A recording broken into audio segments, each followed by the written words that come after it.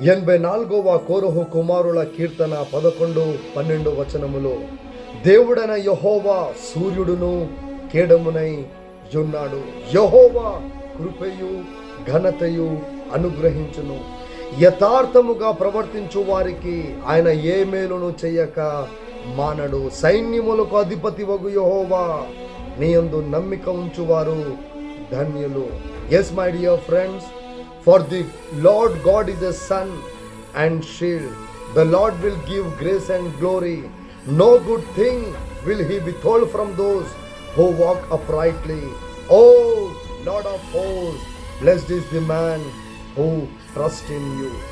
Yes, my dear friends, if you would like to get blessings from Heavenly Father, then walk uprightly in the sight of God and trust in the Lord Jesus all the time in your life. Hallelujah. Amen.